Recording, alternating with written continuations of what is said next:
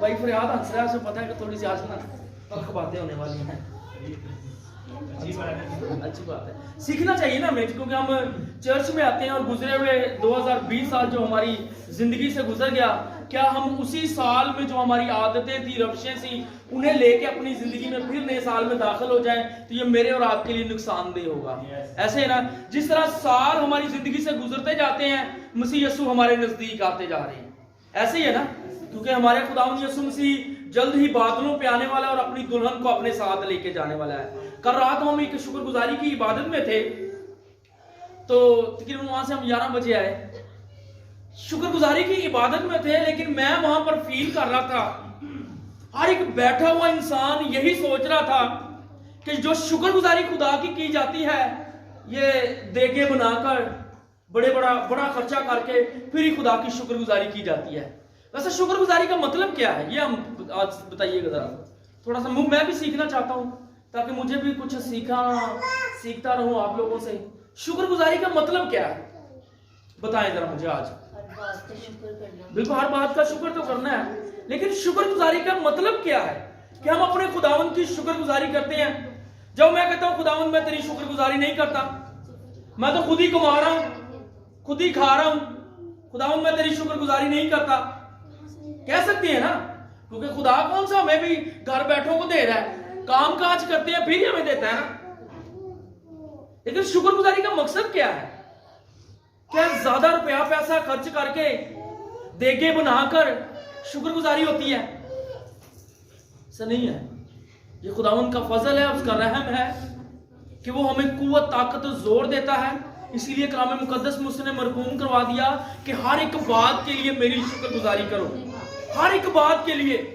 तू मुसीबत में है, तंग दस्ती में है, बेरोजगार है, तेरे घर में परेशानी है, तेरे घर में बीमारी है, तेरे घर में लड़ाई झगड़ा है, तो मेरी शुक्रगुजारी कर।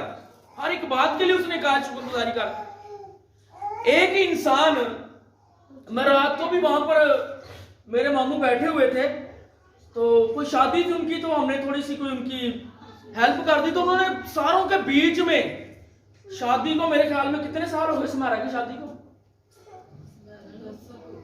10 साल से ऊपर हो गए हैं, 10-12 साल से ऊपर हो गए हो। मैं भूल जाता हूं, साल के बाद वो फिर मुझे याद दिलवा देती है जिनमें मैं जिस भी जगह पर जाता हूं। मैं रात को फील कर रहा था कि हम इंसान किसी इंसान के ऊपर थोड़ा सा एहसान कर देते हैं, तो वो इंसान उसे सालों के साल याद रखता है, यहां तक कि कब्र में जाने तक उसे वो दिन याद रहता है। लेकिन वो खुदा जो हमारे पैदा होने से जवानी के एयाम तक और जवानी से बुढ़ापे के एयाम तक और कब्र तक जाने के लिए हमारी रहनुमाई करता है, हमारी हिफाजत करता है, हमारी निगहबानी करता है, उस खुदा की शुक्रगुजारी को हम भूल जाते हैं। क्यों भाई ख्याल ऐसे ही होता है? इंसानों की शुक्रगुजारियां हम याद रखते हैं कि फलां इंसान ने मेरी जिंदगी के ऊपर ये आसान किया है, लेकिन खुदावन मैं तेरे आगे हाथों को बढ़ाता हूं और मैं तेरी शुक्रगुजारी उस वक्त करूंगा जब तू मुझे ढेर सारा रुपया पैसा देगा, जब मैं 2-3 बिरयानी की देगे बना सकूं, एक अच्छा सा टेंट लगा सकूं, वहां पर चाय का भी इंतजाम कर सकूं। खुदावंद मैं तेरी शुक्रगुजारी उस वक्त करूंगा। खुदावंद ऐसा कह रहा है, खुदावंद तो कह रहा है हर एक बात के लिए, भाई हर एक बात के लिए उसकी शुक्रगुजारी करें। शुक्रगुजारी का ये मतलब नहीं है कि हम देगे बनाएं तो फिर ही शुक्रगुजारी करें। भाई खुदा के खादम को बुलाएं। अगर कोई खादम कहता है कि शुक्रगुजारी में मैं अच्छा खाना खाना चाहता हूं तो उसे ना बुलाएं, मैं तो फिर कहता हूं उसे ना बुलाएं। कोई खादम कहेगा नहीं जी मेरे लिए फलां होटल से खाना लेके आओ, भाई ना बुलाओ उसे। खिदमत का मतलब क्या है? खिदमत के मीनिंग्स क्या है? घर में चाय बनाए, खर्चा ना करें ज्यादा, अपने बहन भाइयों को इकट्ठा करें, चाय भी ना पिलाएं, नहीं पैसे आए तो पानी पिला दें, सर्दी या गर्म पानी पिला दें। तो घर में हर एक बात के लिए खुदावंद की शुक्रगुजारी करें। अपनी जिंदगी में इस मकसद को, इस आइन को रख लें। जब आप इस मकसद और आइन को रख लेंगे तो खुदा के जलाल में बाबरकत होंगी। हम में से बैठे हुए इतने यही सोच रहे ना कि भाई मेरे पास इतने पैसे होंगे तो फिर मैं शुक्रगुजारी करूंगी, मैंने खुदा के खादम को बुलाना है, वो खादम क्या कहेगा कि साल के बाद शुक्रगुजारी करवाई है और मुझे खाली पानी पिलाया है, चाय पिलाई है। और भाई शुक्रगुजारी खादम की कर रहे हो कि यीशु मसीह नासरी की कर रहे हो? 50 ज़बूर को निकालिए मेरे साथ, एक हवाला 50 ज़बूर से स्टार्ट करेंगे। 12वीं आयत पर गौर कीजिएगा। यीशु मसीह नासरी, मेरा और आपका खुदावन जो जिंदगी देने वाला खुदा है, वो हमसे कलाम क्या करता है जी। अगर मैं भूखा होता तो तुझसे ना कहता, क्योंकि यीशु मसीह नासरी कह रहे हैं, मेरा और आपका खुदा कह रहा है जिसकी हमने शुक्रगुजारी करनी है, कि अगर मैं भूखा होता तो तुझसे ना कहता, क्योंकि उसे पता है कि मैं इंसान से मांगूंगा, भूखा हूं ना तो मैं उससे मांगूंगा तो इसने मेरे ऊपर एहसान जताना है। वो कह रहा मैं तुझसे ना कहता। जी सर आगे। क्योंकि दुनिया और उसकी मामूरी मेरी ही है। तो दुनिया और उसकी मामूरी किसकी है? किसकी है? किसकी है बेटा? उसी का तख्लीक किया हुआ सब कुछ जी। क्या मैं सांडों का गोश्त खाऊंगा या बकरों का खून पीऊंगा? खून पीऊंगा। खुदा के लिए शुक्रगुजारी की कुर्बानी गुजरान और हक ताला के लिए अपनी मन्नतें पूरी कर। आमीन। खुदा के लिए शुक्रगुजारी की क्या कर? कुर्बानी गुजरा। कुर्बानी क्या है? यहाँ पे खुदा हमें बैल बछड़े ज़बह करने के लिए कह रहा है कि खुदा के लिए शुक्रगुजारी कर। अगर तू घर में शुक्रगुजारी रखी हुई है तो उस इबादत में बैठ, अपना टाइम जो है वो मेरे साथ स्पेंड कर, अपने टाइम को ज़बह कर। शुक्रगुजारी की उस मज़बा पर अपने टाइम को ज़बह कर और वो टाइम मेरे साथ गुजार। खुदा ने यहां पर नहीं कहा, कहता है कि मैं भूखा होता तो तुझसे हरगिज ना कहता, मुझे किसी चीज की तमन्ना होती तो तुझसे हरगिज ना कहता, क्योंकि दुनिया की ममूरी मेरी है, दुनिया मेरी है, दुनिया में बसने वाला, दुनिया में हयात जानवर, जंगली जानवर और घरों में पालतू जानवर सब के सब मेरे हैं, और यहां तक कि तेरी जिंदगी में जो कुछ है वो भी मेरा है, मैं तुझसे ना कहता। फिर हमने शुक्रगुजारी को मजाक क्यों समझा हुआ है? यीशु तो कह रहे कि मैं तुझसे ना कहता। एक और ज़बूर मेरे साथ निकालिएगा, ज़बूर 69 उसकी 29वीं आयत है। ज़बूर 69 उसकी 29वीं आयत, गौर कीजिएगा सर। लेकिन मैं तो गरीब और गमगीन हूँ, ऐ खुदा। ज़बूर नवीस कह रहे हैं लेकिन मैं गरीब और क्या हूँ? गमगीन। गमगीन का मतलब है गमज़दा। कह रहे हैं मैं गरीब भी हूँ और गमज़दा भी हूँ।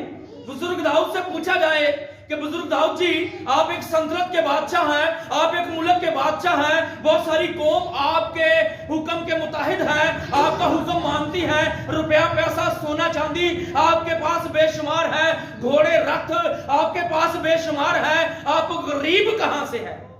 बुजुर्ग दाऊद जी, आप तो झूठ बोल रहे हैं, आपने तो कलाम मुकद्दस में झूठ लिखवा दिया है, आप गरीब कहां से हैं? कह सकते हैं कि नहीं कह सकते? पूछ सकते हैं कि नहीं पूछ सकते? भाई पूछ सकते हैं ना। मेरे पास समझे कि रुपया पैसा गाड़ी सब कुछ है, और मैं आपसे कहूं कि भाई मैं गरीब हूं, तो आप क्या कहेंगे? पादरी साहब गरीब कितने ये कहेंगे कि नहीं कहेंगे? पूछेंगे कि नहीं पूछेंगे? भाई बताएं जरा, मुझे जवाब दीजिएगा। आप कहेंगे पादरी साहब गरीब कहां से है?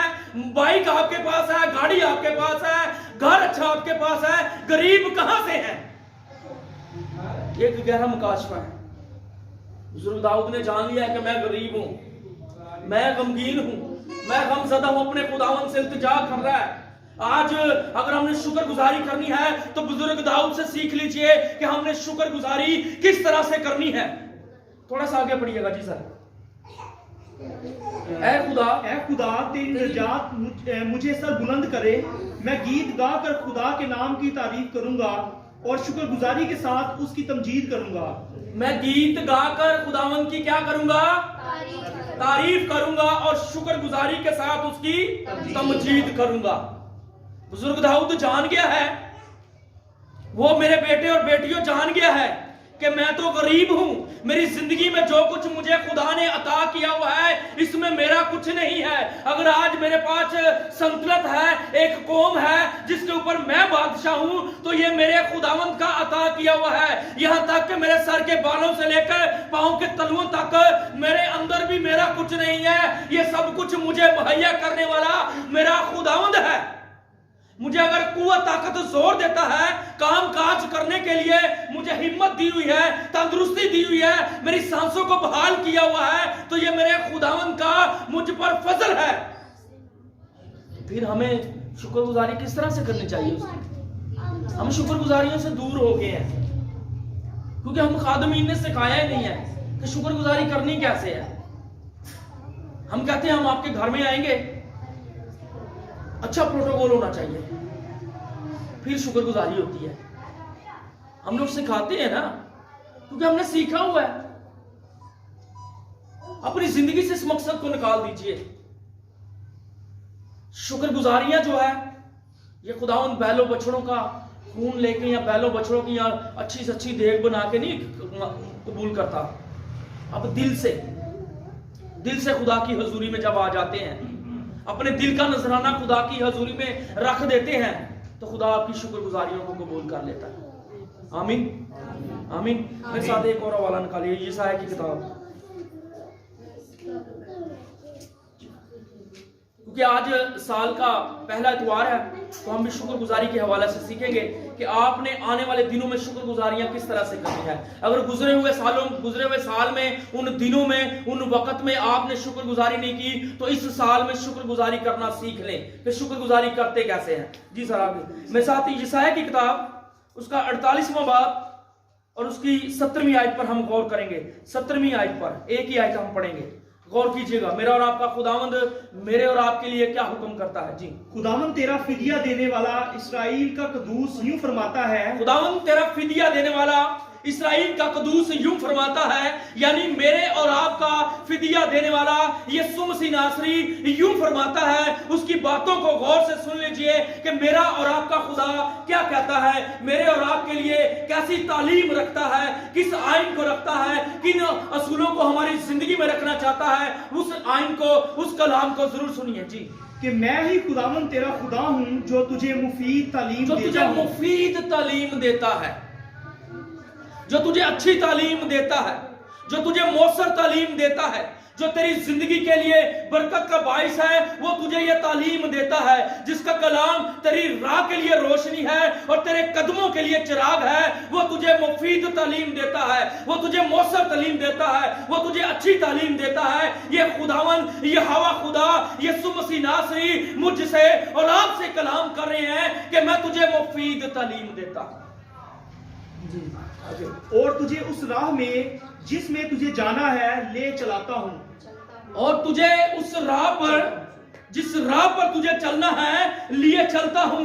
ये साल जो तेरी जिंदगी में आया है, 2021 साल जो तेरी जिंदगी में आया है, तू नहीं जानता कि आने वाले दिनों में तूने किन राहों पर चलना है, लेकिन मैं तुझे उन राहों पर सलामती के साथ लिए जाऊंगा। मेरा और आपका खुदा ये कह रहा है। मैं और आप नहीं जानते कि आने वाले दिनों में हमारे साथ क्या होने वाला है, हमारे साथ हमने किन परेशानियों से गुजरना है, लेकिन मेरा और आपका खुदावन यीशु मसीह जानता है, जो फ्यूचर का खुदा है, जो मुस्तकबिल का खुदा है, जो आने वाली बातों को भी जानता है। वो जानता है कि हमें उसने किस राह पर लेके जाना है, लेकिन हमने वफादारी के साथ उसकी तालीम को अपनी जिंदगी में लेना है, उसके कलाम को अपनी जिंदगी में लेना है, उसके आइन को अपनी जिंदगी में रखना है। और जब उसका कलाम हमारी जिंदगी में होगा तो फिर हमारी राह के लिए रोशनी होगा, हमें वो अंधेरों से निकालकर उजालों में ले आएगा। तो मैं रात को देख रहा था कि ये यहां पर कैसे शुक्रगुजारी है। पहले तो हम सोख्त नहीं जब कुर्बानी किया करते थे, इसका मतलब है कि सारी की सारी खुदा के लिए है, ऐसा ही है ना। तो फिर वहां पर जाकर जब वो खुदावन के लिए शुक्रगुजारी कर रहा है और सारी की सारी खुदावन के लिए शुक्रगुजारी कर रहा है, तो फिर अजीज रिश्तेदार वहां पर करने के लिए क्या आए, क्या करने के लिए आते हैं? हम बुलाते हैं ना, तो क्या करने के लिए आते हैं? शुक्रगुजारी में शामिल होने के लिए। कहने के लिए कि खुदावंद हम इस खानदान के लिए, इस कबीले के लिए, इस फैमिली के लिए तुझसे बरकत को मांगते हैं। खुदावंद जो गुजरे हुए साल में इस जिंदगी में, इन जिंदगियों में जो भी परेशानियां थी उन्हें दूर कर, और जब हमारी दुआएं मिल जाती हैं तो खुदावंद आसमान को खोल देता है। खुदावंद क्या करता है? आसमान को खोल देता है, बरकतें नाजिल कर देता है। हमारी दुआओं का असर कितना होता है? मेरे साथ निकालिए सैमुअल की किताब, उसका 22वां बाब, दूसरा सैमुअल उसका 22वां बाब,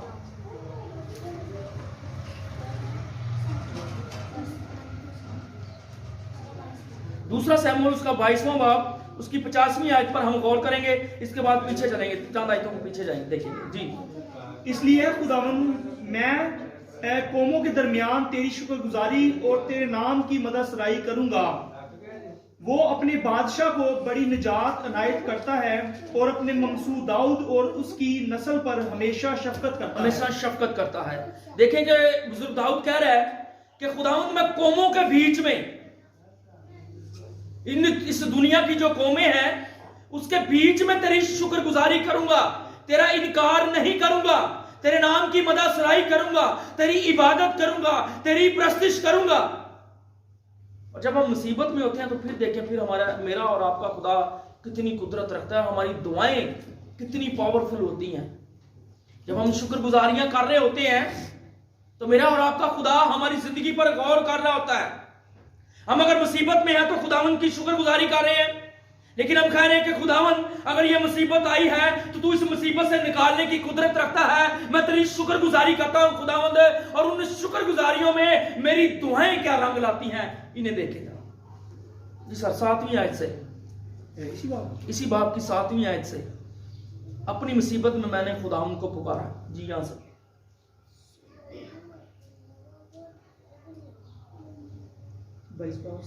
22वां बाब और उसकी 7वीं आयत। अपनी मुसीबत में मैंने खुदावंद को पुकारा, मैं अपने खुदा के हुजूर चलाया। अपनी मुसीबत में मैंने किसको पुकारा है? खुदावंद को पुकारा है। और पुकारना किस तरह से है? शुक्रगुजारी करते हुए खुदावंद की शुक्रगुजारी करें और कहें कि खुदावंद अगर मुझ पर यह मुसीबत आई है, मुझ पर यह परेशानी आई है, मुझ पर यह अजियत आई है, इस बीमारी ने मेरे घर में डेरा लगाया है, तो खुदावंद मैं तेरी शुक्रगुजारी करता हूं क्योंकि तू मेरी दुआओं को सुनेगा और इस मुसीबत को, इस परेशानी को, इस प्यारे कुदूस खुदावंद जी, इस ये मुसीबत जो मेरी जिंदगी पर आ चुकी है, इसे तू मेरी जिंदगी से निकालने की कुदरत रखता है और मुझे सरफराजी देने की कुदरत रखता है, मेरी जिंदगी में उजाला करने की कुदरत रखता है। अगर हम मुसीबत में भी खुदावंद से दुआ करते हैं, बाज़ औक़ात हमने देखा है हम मुसीबत में उस वक्त दुआ करते हैं जब लोग हमें आके समझाते हैं, सिखाते हैं। वैसे जब हम मुसीबत में होते हैं तो लोगों पर इन्हिसार करते हैं। कुरान मुक़द्दस बयान करता है कि मलाऊन है वो शख्स जो इंसान के जोरे बाजू पर तवक्कल रखता है, जो इंसानों के बाजुओं पर तवक्कल रखता है, जो एक इंसान दूसरे इंसान पर भरोसा रखता है, वो मलाऊन है इंसान। और हम मुसीबत के वक्त ऐसा ही करते हैं, कभी किसी रिश्तेदार को, कभी किसी दोस्त से हम कहते हैं। लेकिन एक बात को याद रख लीजिए, अगर आप मुसीबत में है, परेशानी में है, तो खुदावंद को अपने बीच में वेलकम कर लीजिए और मेरा और आपका खुदा वो रास्ते खोल देगा, उन लोगों के पास हमें ले जाएगा जिन्हें खुदा हमारे लिए मुहैया करेगा। जब खुदा मुहैया करता है, बात को याद रखें कि जब खुदा मुहैया करता है तो हमारी जिंदगी में जलाली काम होते हैं, हमें किसी चीज की परेशानी नहीं होती। जी सर, आगे थोड़ा सा बढ़िएगा। उसने अपनी हैकल में से मेरी आवाज सुनी और उसने अपनी हैकल में से मेरी आवाज सुनी और मेरी फरियाद उसके कान में पहुंची। उसने अपनी हैकल में आएंगे तो फरियाद सुनेगा ना। कैसी बात कर रहा खुदावंद कि उसने अपनी हैकल में मेरी फरियाद सुनी और मेरी फरियाद उसके कानों में पहुंची। जी आगे थोड़ा सा। तब जमीन हिल गई और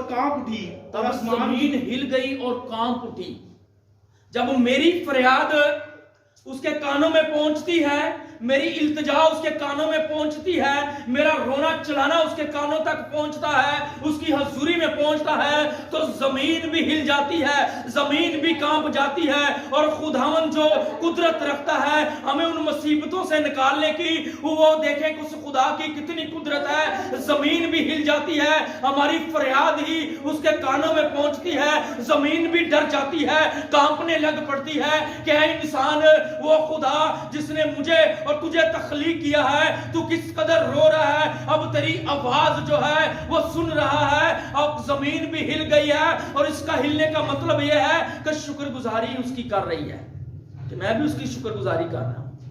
बाइबल मुकद्दस में याद रखें, हमने यहाँ पे भूचाल के बारे में सीखा था, जंजलों के बारे में सीखा था, और जितने जंजले मसीह यस्सु यहोवा की कुदरत से आए हैं, जानी और माली नुकसान एक भी नहीं वहां पर हुआ, रत्ती पर भी वहां पर कोई नुकसान नहीं हुआ, बल्कि खुदा की ब्लेसिंग नाजर हुई है। और जब खुदा की तरफ से जमीन हिलती है तो याद रखें, हमारी जिंदगी में नुकसान नहीं होता, बल्कि हमारी जिंदगी सरफराजी की तरफ बढ़ती है।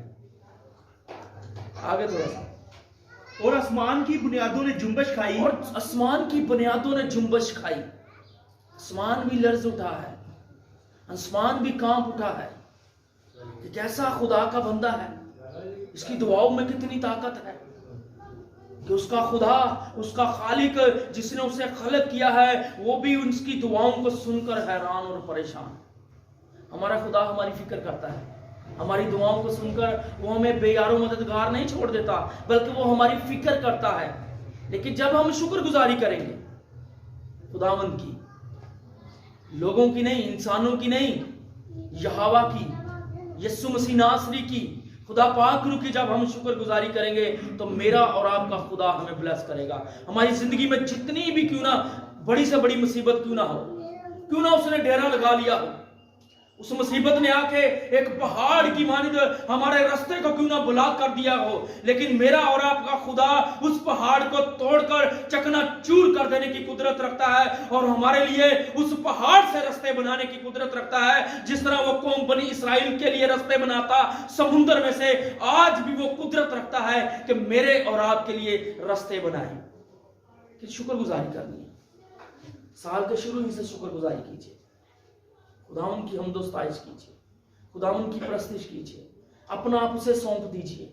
कहें कि खुदावंद, जिस तरह तू अपनी कौम बनी इसराइल से कहता कि अब मेरा कलाम, मेरा हित का संदूक तुम्हारे आगे चलेगा, उसी तरह खुदावंद मैं कहता हूं कि ये जो साल मेरी जिंदगी में आया है यीशु जी, मैं इस साल के बारे में नहीं जानता कि आने वाले वक्त में मेरी जिंदगी में, मेरे खानदान में, मेरी फैमिली में, मेरी कौम के साथ क्या क्या होने वाला है, लेकिन तू बखूबी जानता है खुदावंद। तू हमें उन मुसीबतों से, उन परेशानियों से, उन अजियतों से निकालने की कुदरत रखता है। खुदावंद मैं तेरी शुक्रगुजारी करता हूं, मेरे आगे आगे चल और मुझे रास्ता दिखा, फिर मेरा और आपका खुदा हमें रास्ता दिखाएगा। आसमान भी हिल जाता है जी, जरा आगे।